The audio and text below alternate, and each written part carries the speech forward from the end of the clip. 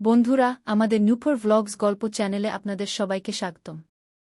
আসমা ছিল ১৬ বছর বয়সী এক কম বয়সী ও সুন্দরী মেয়ে। আসমার ৩ ভাইবোন ছিল। প্রথমে তার বড় ভাই অনিকেত, যে ছিল ২২ বছর বয়সী এক যুবক, তারপর আসমা এবং সবশেষে একটি ছোট বোন যে ছিল ১২ বছর বয়সী। একদিন গ্রাম থেকে আসমার চাচার মৃত্যুর খবর এল। এটি শুনে আসমার মা-বাবা সিদ্ধান্ত নিলেন যে তারা দুজন ভাইবোন অর্থাৎ আসমা ও অনিকেতকে বাড়িতে রেখে যাবেন এবং ছোট বোনকে সাথে নিয়ে যাবেন, যাতে বাড়ি খালি না থাকে। আসমা তার মাকে বলল যে বড় ভাইকেই বাড়িতে থাকতে দাও আর আমাকেও সাথে নিয়ে যাও, কিন্তু মা এ কথা বলে আসমাকে নিয়ে যেতে অস্বীকার করলেন যে, মেয়ে, তোমার ও তোমার বড় ভাইয়ের পরীক্ষা আসন্ন, তাই তোমরা দুজন বাড়িতে থেকে পরীক্ষার প্রস্তুতি নাও। আমাদের তো গ্রামে অনেক দিন লাগবে, কারণ সেখানে আমাদের সব আত্মীয় আসবেন, যদি এমন দিন না আসত, তাহলে আজ এত বড় পদক্ষেপ নিতাম না। এখন আপনিও ভাবছেন যে এমন কি ঘটেছিল যে আসমা এত খারাপ কাজ করল। আসলে ঘটনাটি হল, আসমার ১০ম শ্রেণীর পরীক্ষা ছিল, আর বড় ভাই দ্বাদশ শ্রেণীর পরীক্ষার প্রস্তুতিতে ব্যস্ত ছিল। মা-বাবা দুজনকে বাড়িতে রেখে নিজেরা গ্রামের উদ্দেশ্যে রওনা হলেন। এখন আসমাও তার পরীক্ষার প্রস্তুতিতে ব্যস্ত হয়ে পড়ল, আর বড় ভাই তো ইতিমধ্যেই ঘণ্টার পর ঘণ্টা তার রুমে পরীক্ষার প্রস্তুতি নিত। কিন্তু মায়ের জায়গায় এখন আসমার দায়িত্ব হয়ে গেল যে সে বড় ভাইয়ের জন্য খাবার তৈরি করবে। আগে বাড়ির সব কাজ মাই করতেন। মা-বাবা যাওয়ার মাত্র ৩-৪ দিন পরের ঘটনা। একদিন অনিকেত বাড়ি এসে তার রুমের দরজা খুলল এবং কাউকে রুমে বসিয়ে সরাসরি কিচেনে চলে এল। আসমা তার রুমে বসে পড়াশোনা করছিল, যখন কিচেন থেকে বাসন নেওয়ার আওয়াজ শুনে সে কিচেনে গেল। সে দেখল যে ভাই কিচেন থেকে খাবারের প্লেট নিচ্ছে। আসমা বলল, দাও ভাই, আমি নিয়ে দিচ্ছি। অনিকেত বলল, ঠিক আছে, এবং এ কথা বলে সে তার রুমে চলে গেল এবং ভিতর থেকে দরজা বন্ধ করে দিল। আসমা খাবার প্লেটে করে তৈরি করে দিল এবং তার ভাইয়ের রুমের দিকে খাবার নিয়ে গেল। আসমা বাইরে থেকে দরজা নক করল, অনিকেত দরজা খুলে খাবারের প্লেট নিল। ফিরে যাওয়ার সময় তার নজর ভাইয়ের রুমে পড়ল এবং তার মনে হল যে রুমের ভিতরে কোনো মেয়ে আছে। এটি দেখে আসমা হতবাক হয়ে গেল, কিন্তু সে তার ভাইকে তা টের পেতে দিল না। অনিকেতেরও তো পুরো মনোযোগ শুধু খাবারের দিকেই ছিল। আর যেই সে আসমার হাত থেকে খাবার নিল, আসমা আর চোখে রুমের ভিতরে তাকিয়ে দেখছিল। অনিকেত তার যাওয়ার অপেক্ষায় ছিল, এবং যেই আসমা ফিরল সে তৎক্ষণাৎ দরজা ভিতর থেকে বন্ধ করে দিল। আসমা যখন কিচেনে গেল, তার হৃদয় দ্রুত স্পন্দিত হচ্ছিল যে আমাদের বাড়িতে সেই অপরিচিত মেয়েকে, আর সে আমার ভাইয়ের রুমে কি করছে। আসমার কিচেন ভাইয়ের রুমের পাশেই ছিল। কিন্তু কিছুক্ষণ পর আসমা নিজেকে বোঝানোর চেষ্টা করল যে সম্ভবত এটা আমার চোখের ভ্রম হবে। এমন কি করে সম্ভব যে ভাইয়ের রুমে কোনো মেয়ে থাকবে। আসমা যতই তার মাথা থেকে এই বিষয় সরানোর চেষ্টা করছিল, ততই এটি তার মাথায় গেঁথে যাচ্ছিল। আসমা ভাবল, দেখি তো শেষ পর্যন্ত ব্যাপারটা কি। এর মধ্যে আবার অনিকেত কিচেনের দিকে এল এবং আসমাকে বলল, আসমা, 2 কাপ চা বানিয়ে দাও। আমি ও আমার বন্ধু রুমে পড়াশোনা করছি। আর আমি যখন বাজার থেকে বাড়ি আসছিলাম, তখন কিচেনের সব জিনিস কিনে এনেছি। তুমি দেখে বলো কোনো কমতি আছে কিনা। না হলে পরে আমাকে বিরক্ত করো না। আসমা বলল, ঠিক আছে, আমি এখনই 5 মিনিটে চা তৈরি করে দিচ্ছি। আসমা চা বানানোর পাশাপাশি আটাও গুড়ছিল। অনিকেত পাশেই দাঁড়িয়ে চা তৈরি হওয়ার অপেক্ষা করছিল। অনিকেত আসমাকে জিজ্ঞাসা করল, তুমি খাওনি? আসমা বলল, না ভাই, আমি আজ কলেজে সখীদের সাথে খেয়ে এসেছি। তাই আমি আটা গুড়ে ঘুমাতে যাব, আর সন্ধ্যায় সবজি বানাব। এতক্ষণে চা তৈরি হয়ে গেল। অনিকেত চা নিয়ে রুমের দিকে চলে গেল। কিন্তু আসমার মাথায় সেই মেয়েটি আটকে গেল। এখন আসমা আটা গুড়ে ফেলেছিল এবং সে কিচেনের বাইরে চলে গেল, যাতে ভাইয়ের রুমের পাশ দিয়ে যাওয়ার সময় ভিতর থেকে কোনো আওয়াজ পায়। কিন্তু ভিতর থেকে কোনো আওয়াজ আসছিল না। আসমার রুম ছিল 2য় তলায়। আসমা তার রুমে যাচ্ছিল, হঠাৎ তার আচরণ বদলাতে লাগল। আসলে সিঁড়ির পাশেই তার ভাইয়ের রুমের জানালা ছিল, এবং আসমা যখন আর থাকতে পারল না, তখন সে সেই জানালা দিয়ে উকি মারার সিদ্ধান্ত নিল। আসমাও দেখতে চাইল যে সত্যিই কি ভাইয়ের রুমে কোনো মেয়ে আছে নাকি এটা কি কোনো ভুল ছিল। আর যখন আসমা সিঁড়ি বেয়ে উঠে তার ভাইয়ের ঘরের জানালা দিয়ে উকি দিল, তখন সে এমন কিছু দেখল যে তার হৃদয় ও মন অস্থির হয়ে গেল। ঘরের ভিতরে আসমার ভাই আর সেই মেয়েটি একে অপরের উপর ছিল এবং তারা ক্রিকেট ম্যাচ খেলছিল। আসমা তাদের দেখে নিজেকে হারিয়ে ফেলল। আসমার বয়স মাত্র 16 বছর ছিল এবং সে প্রথমবার নারী ও পুরুষকে এমন সম্পর্কে জড়িত হতে নিজের চোখে দেখল। কিছুক্ষণ এমন দেখার পর সে স্তব্ধ হয়ে গেল এবং নিজের ঘরে গিয়ে ঘুমিয়ে পড়ল। কয়েক ঘণ্টা পর জোরে আওয়াজ হতে থাকলে আসমার চোখ খুলে গেল। সে দেখল সেই আওয়াজ নয়, বরং টেলিফোনের ঘণ্টা বাজছে। ঘুমের মধ্যে থাকায় সে নম্বরের দিকে মনোযোগ দেয়নি এবং ঘুমের মধ্যেই সে ফোন তুলে নিল। আসমা ফোনে কিছু বলার আগেই ওপার থেকে মেয়েটির কণ্ঠ শোনা গেল এবং মেয়েটি বলতে লাগল, অনিকেত, আমি তোমাকে খুব মিস করছি। এটা শুনে আসমা বুঝে গেল যে এটা সেই মেয়েটি যে তার ভাইয়ের ঘরে ছিল এবং সে বাড়ি যাওয়ার পর তার সাথে ফোনে কথা বলার চেষ্টা করছে। অনিকেত তার ঘরেই ছিল এবং যখন সে ফোনের ঘণ্টা শুনল তখন দৌড়ে উপরে চলে এল। সে তার ভাইকে উপরে আসতে দেখে তৎক্ষণাৎ মেয়েটির ফোন কেটে দিল এবং ঘুমের ভান করতে লাগল। টেলিফোন আসমার ঘরেই ছিল এবং যখন অনিকেত আসমার ঘরে পৌঁছাল তখন সে দেখল ফোন কাটা আছে এবং আসমা ঘুমাচ্ছে। কিন্তু আসমা ঘুমাচ্ছিল না, সে ঘুমের ভান করছিল। অনিকেত তৎক্ষণাৎ মেয়েটিকে ফোন করল এবং ফোনে অশ্লীল কথা বলতে লাগল। সেই দিন থেকে সেই আচরণ এবং অনিকেতের এমন কথাবার্তা আসমাকে মেয়ে থেকে নারীতে পরিণত করতে শুরু করেছিল।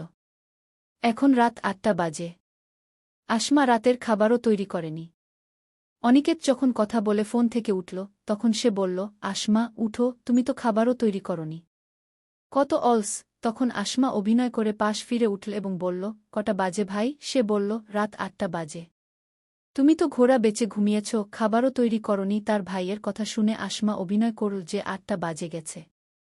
আমি দুপুরে ঘুমিয়েছিলাম, আপনি আমাকে জাগিয়ে উঠাননি।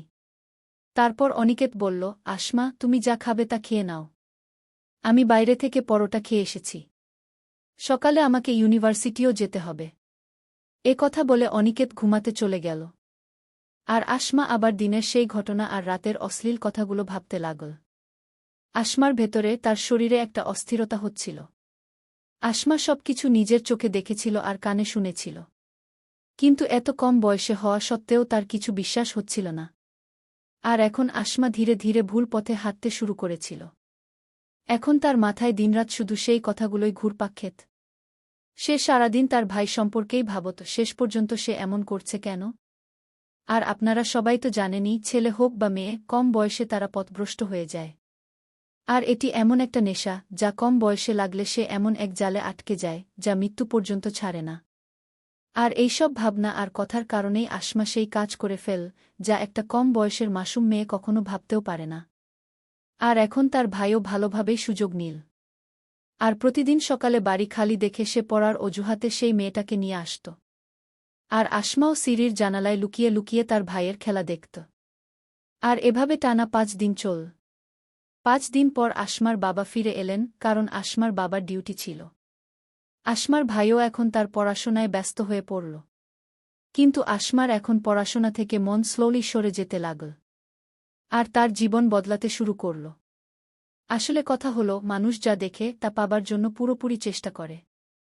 আর এই জিনিসটাই আসমার সাথেও ঘটছিল। আসমার মা গ্রাম থেকে আসেননি। প্রতিদিন সকালে আসমার ভাই কলেজে আর বাবা ডিউটিতে চলে যেতেন। সন্ধ্যায় ফিরে আসতেন। আসমা বাড়িতে সারাদিন একা থাকত। আর সে তার বন্ধুদের থেকে ম্যাগাজিন এনে পড়ত। আর সেই ম্যাগাজিন তার বয়সের তুলনায় অনেক বেশি রঙিন ছিল। কারণ আসমার যে বয়স ছিল সেই বয়সে তাকে সেই ম্যাগাজিন পড়া উচিত ছিল না। কিন্তু আসমা এখন তার সব সময় এই সব জিনিসেই কাটাতে শুরু করল। আর এখন ধ্বংসের পথ খুলে গেল। আসমা তার বয়সের তুলনায় অনেক বেশি স্বাস্থ্যবান আর সুন্দরী মেয়ে ছিল। আসমাকে তার বাড়ন্ত বয়স উত্তেজিত করে তুলল। আর নতুন নতুন পথে পৌঁছাতে লাগল যাতে সে তার সব ফ্যাশন পূরণ করতে পারে। আর তারপর একদিন বাড়ির ছাদ থেকেই একটা পথ পেয়ে গেল যার মাধ্যমে সে তার সব ইচ্ছা পূরণ করতে পারত। আসমা বাইরের অনেক ছেলেকে ফাঁসানোর চেষ্টা করল। কিন্তু বাড়ির লোকজন আর সমাজের ভয় সামনে এল। আসমা যত তাড়াতাড়ি সম্ভব সবকিছু করে ফেলতে চাইছিল। কারণ যদি মা চলে আসতেন তাহলে সে দিনরাত চৌকিদারের মতো তার পিছে লাগতেন আর বাড়ি চেক করা শুরু করতেন। আর কোনো মাই চাইবেন না যে তার সন্তান এমন ভুল কাজ করুক। একদিনের কথা, আসমা কাপড় ধুয়ে ছাদে শুকাতে গেল। আসমা কাপড় শুকাচ্ছিল এমন সময় দুটি বাড়ি ছাড়িয়ে সে একটা ছেলেকে দেখতে পেল যে আগেও আসমাকে অনেক ইশারা করেছিল। কিন্তু সেই সময় আসমা তার দিকে তাকায়নি। আর সে রেগে যেতে লাগল। আর আসমা তার ভাইয়ের কারণে আজ তাকে তার ইজ্জত সমর্পণ করতে চলেছিল। সেই ছেলে তার ছাদে ঘুড়ি উড়াচ্ছিল।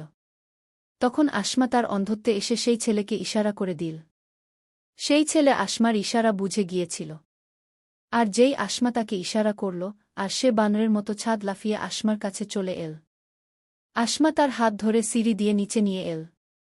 আর কিছু না বলেই তার সাথে জড়িয়ে পড়ল। সে ভেবেছিল যে এই ছেলে তো এই সব করার জন্য সুযোগ খুঁজছিল। কিন্তু উল্টো হল। সেই ছেলে আসমার কথা না বুঝেই তাকে অসম্পূর্ণ রেখে চলে গেল। আসমার বয়স তখন মাত্র 16 বছর। আর সেই ছেলে অনিকেতের বন্ধুও ছিল। যখন সে আসমার এমন হরকত দেখল, তখন সে তার মুখে 2টি চড় মারল। আর সেখান থেকে আসমাকে ধমক দিয়ে চলে গেল যে, যদি সে ভবিষ্যতে এমন হরকত করে, তাহলে সে তার ভাইকে তার সব হরকত বলে দেবে।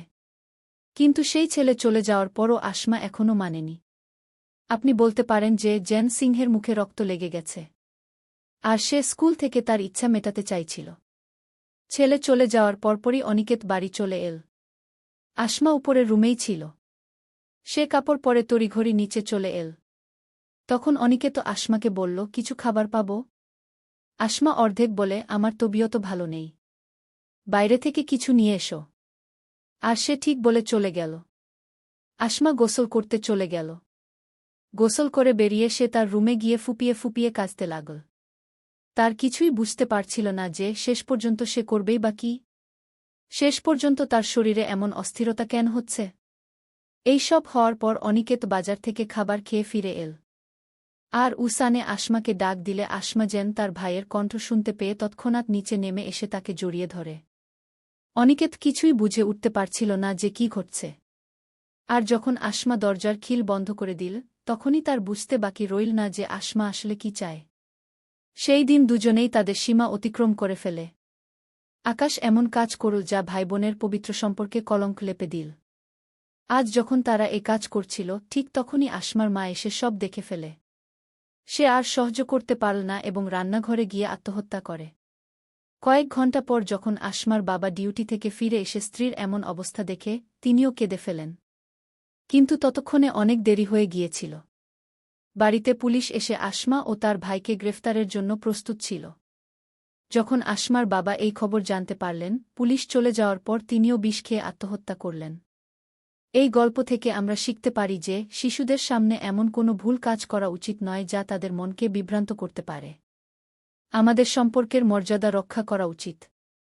তাই বন্ধুরা, যদি আপনাদের এই গল্পটি ভালো লেগে থাকে, তবে ভিডিওটি লাইক ও কমেন্ট করে অবশ্যই জানাবেন। চ্যানেলটি সাবস্ক্রাইব করতে ভুলবেন না। ধন্যবাদ। সঙ্গীত।